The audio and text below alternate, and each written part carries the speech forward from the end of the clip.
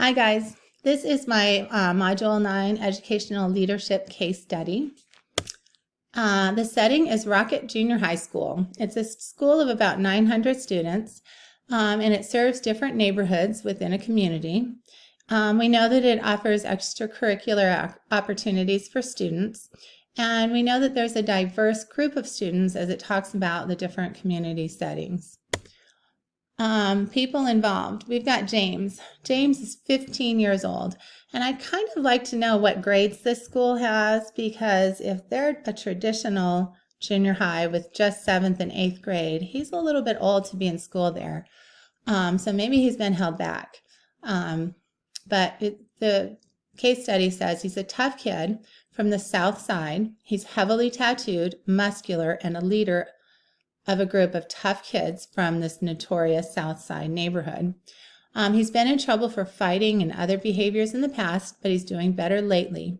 He hasn't been in any fights lately, and his friends have improved their grades and have even been kind of mingling with other students at school. Next, we have David Ramos. David is only 13 years old. And one thing that struck me right away is the difference you can have between a 13-year-old and a 15-year-old, especially in boys. He's never been in trouble before. He's described as being slightly built. He's a scholar. He's excelling in his honors classes, and he's a standout member of the band. And the assistant principal has never had any negative interactions with him. Then we have our assistant principal. Mr. Inman is the assistant principal. It's his first year on the job. He is from that rough South Side neighborhood.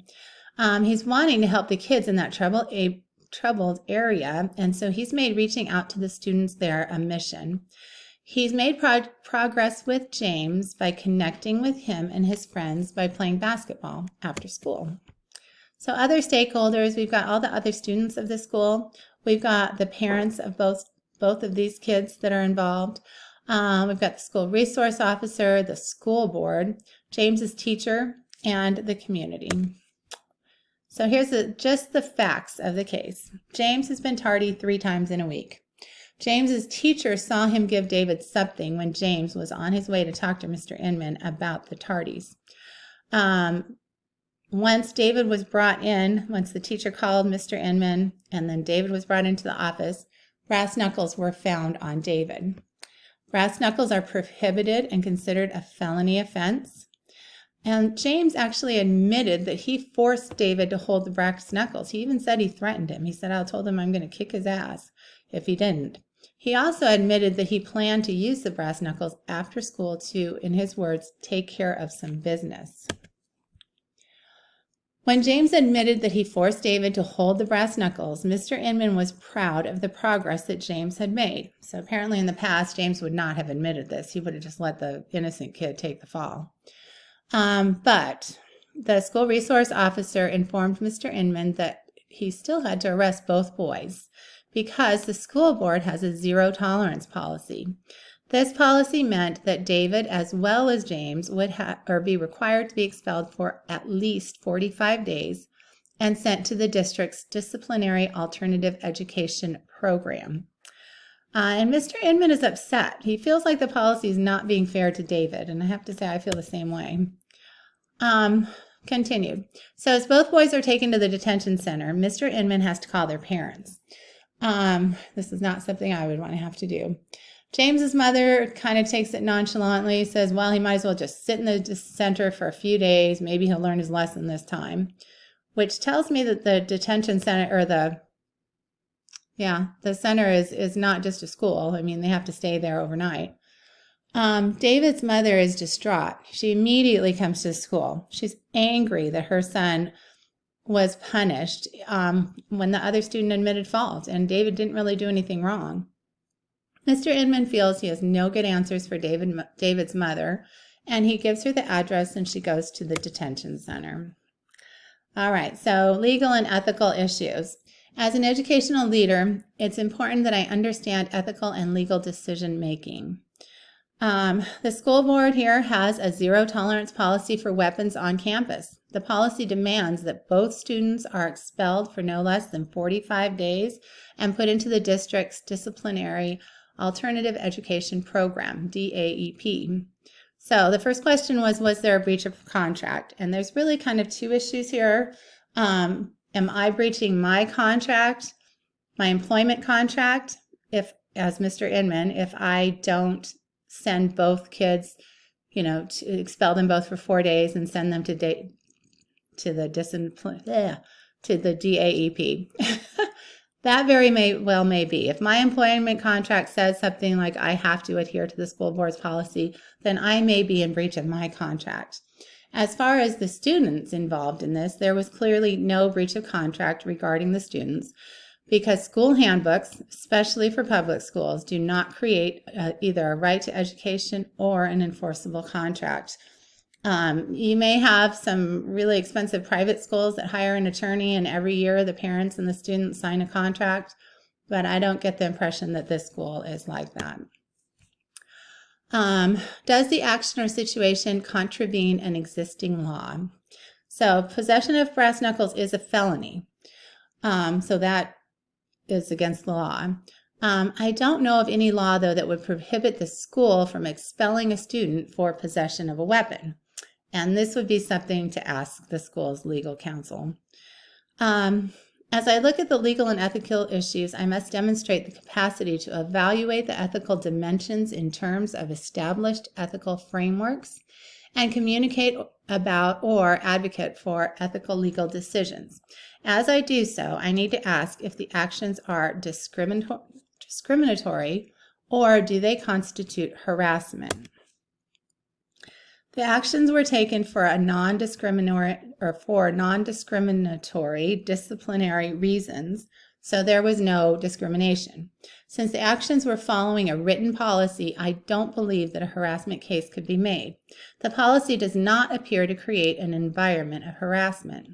Legally, there's the question as to if David should be charged with a crime. David's only 13 years old. I don't think there's any DA in the world that would convict him. He didn't really do anything wrong, so that would just be kind of a big waste of time. Ethically, we ask, should the school expel David? According to the policy, he was technically in possession of a weapon, but the brass knuckles were not his, and he didn't want any part of this. He should have told somebody right away what happened, but he was afraid, and there wasn't really time between the teacher seeing it and calling the office for him to report it, and then he's sitting in the room with his bully across from him. And I think bully is a little bit of a light term in this case. I mean, if we have a student who maybe is involved in gangs or something, this is more than just somebody, pulling somebody's hair. But as a 13-year-old child, should we really expect him to tell on the bully who's sitting right across from him? I don't think so. Okay, so synthesizing the facts, the people. David, this situation is obviously negative for him. Going to the detention center, Mr. Inman in the case study said, would be devastating for him. James, if David gets punished the same way as James is going to feel that accepting responsibility and confessing to his actions had no benefit. An innocent student was still punished. Other students are going to see this and they're going to lose respect for school administration. They're going to think we don't have the ability to make decisions based on individual cases. They're going to think we have no integrity at all. And not only will good kids be afraid of bullies, but the bullies are now empowered to get other people into trouble. So this is bad all around. I'm afraid David's parents will lose faith in the school system. They'll see that we don't have their child's best interest as a priority. James's parents will also lose faith in our integrity. They may feel guilty about what happened to David. We lose our integrity. The school board, I'd like to know how rigid they are in the zero tolerance policy. I think the first thing I would do is reach out to them and let them know what's going on. I can't imagine they would, insist that we enforce this.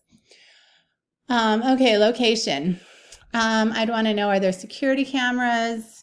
Do we need more security cameras? Did the ones we have work as a deterrent? Are they a waste of time? Do we need metal detectors at the school entrances? Are students being allowed to bring backpacks and bags to classes? Should they be allowed to bring them anywhere other than to their lockers? Is there enough adult supervision in the hallways and the student areas? Those are all questions I'd want to know about the location. Programs. I'd want to look at what programs we have to engage students like James.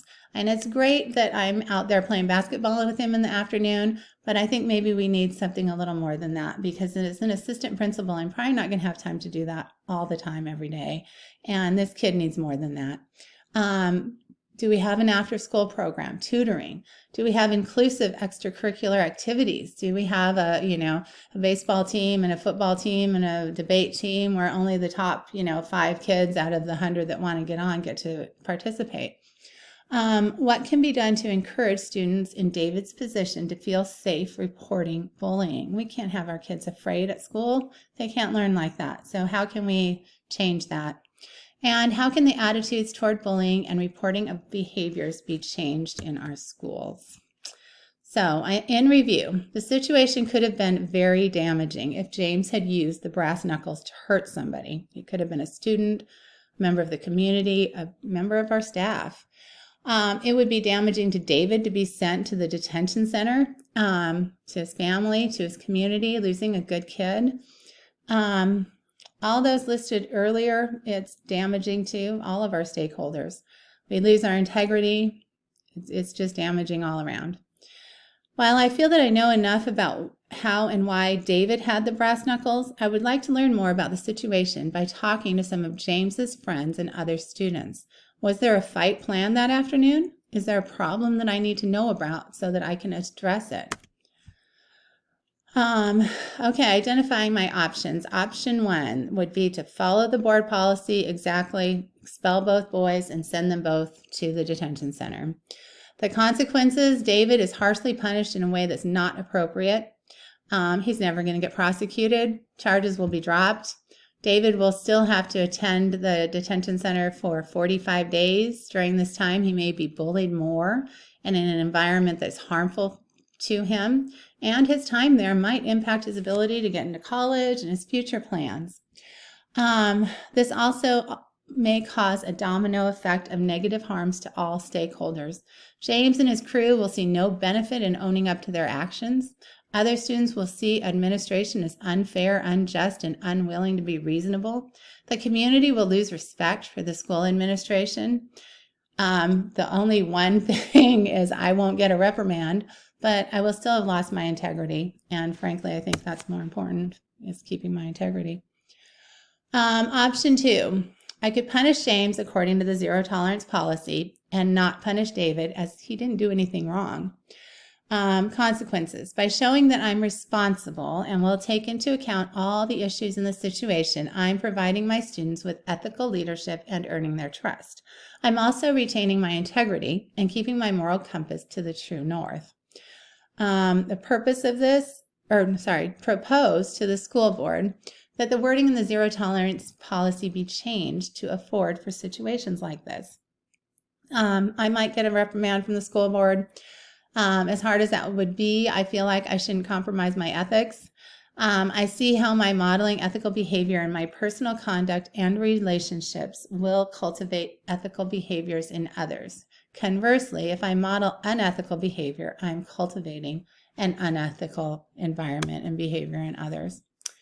And then some different strategies. Maybe I could collaborate with stakeholders to find a way to help kids like David who've been bullied. Maybe we can collaborate to see what options might be available to help James. Maybe there's something else we can do. It doesn't seem like the DAP has worked in the past. Maybe we can find programs to support our students. Maybe things like the Big Brothers and Big Sisters program or Boys and Girls Clubs or some other community organizations could help mentor our students and give them stuff to do after school. That's what they need. I could contact local police department to set up programs to mentor students. I could look for opportunities for students to build character and help others through local nonprofits that they can volunteer with.